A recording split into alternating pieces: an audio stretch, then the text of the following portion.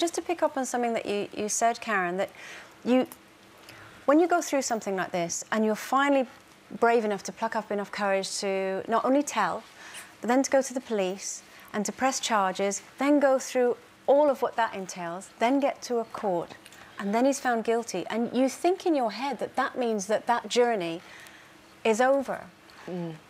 But it's not, actually, is it? This is something that you're going to have to now live with, not only for what he did, but you're going to have to live with the ramifications of it for the rest of your life. Yeah, exactly. And I think, I mean, after today, I'm hopefully maybe have a bit of time, just because I think it's a very... I need time to heal, and this is the difference now. I now recognise crazy signs in myself, whereas before I'd be like, I'll take a selfie, everything will be fine. Where now I just know I need to just take a little step back and just let things heal. And what I don't think they always say, and it's true, my therapist always used to say this, you will never get over it, Karen, you just learn to live with it. And you just have to learn to live with it, and you cannot change it. And I think for me, certainly when I was younger, I always thought, when I grow up, I just need to change my life. And I've always tried to even do that throughout my adult life and just try and keep myself going and going and going. And I think after all of this is why I keep crying, because it's like 33 years and I now can just cry and just get everything out and just move forward. Part of the healing process, isn't it, crying? You see it as a sign of weakness, but actually it's part of the healing process. So crying, getting it out is just so it's just good. It's just like a small example. Like, certainly when I was going, and my two boys, and I've got to say, I love you, Milton and Morris, because they'll watch this back later. They've just been angels. I mean, they're 6 and 8, and I underestimated the burden for them. They don't know any detail about what happened, but they know I've had to go to court. And I remember Morris came home from school, and in school, just on an A4 piece of paper, and made me a card and was like, I love you, Mummy, I hope you've had a nice day at court. And like, I just burst into tears. And I think, so they've both gone to school and they're thinking about this, and I underestimated that they've gone through hell these past 4 weeks, and they certainly deserve a nice little holiday after this. And it's just all these small things that you underestimate. And Morris said on like Wednesday, I meant to have got him an iPad charger. It's so insignificant, this.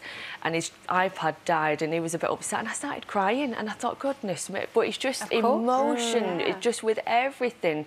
It's just... What was the court experience like? Horrific. You cannot imagine. It was like being in hell. Did you have to see him?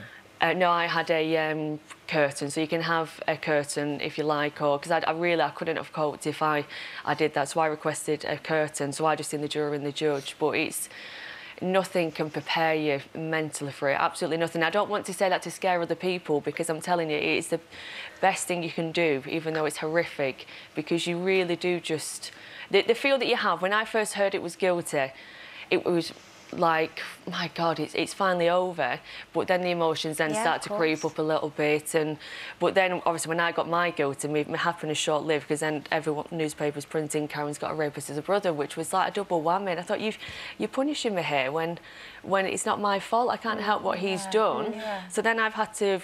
obviously speak out a bit more about it, and it's just, I imagine it's not going to probably start to process or heal until January, I'm guessing. Have you ever confronted your brother? Yes, I did and this was obviously mentioned when I was in court. I confronted him when I was around about the age of 11, and we was washing the dishes, and I just said to him, you know, you need to stop this. And he's like, stop, you know, acting like he didn't know what I was talking about, and he didn't say anything other than, oh, what are you talking about? And I was like, you know what, this just needs to stop. And when I think about, you know, I was so young, I must have really been at the end of my tether, because the thought of even looking at him now freaks me out. It really scares me. And I think that little girl back then just plucked up that courage all alone and just did that, you know. Honestly, I wish I could just give her a hug. I wish I could just hug her, which sounds really stupid, but... No, it's understandable.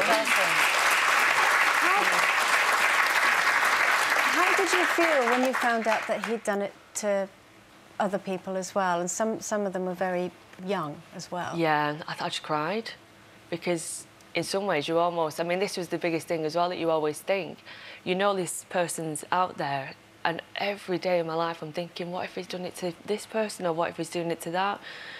And I cried when I found out there was others, because then I thought, if I would have said something, maybe they wouldn't have.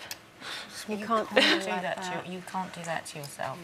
You can't. You know, your enormous courage And you know, like you said, you think of that 11-year-old child turning around and saying stop. Yeah. You know, you can only do what you did every step of the way. When you're ready to do it as well. And I think that's the key thing. If you've enjoyed that, then why not click here for more? And don't forget to subscribe by clicking here so that you never miss out on the best Loose Women moments.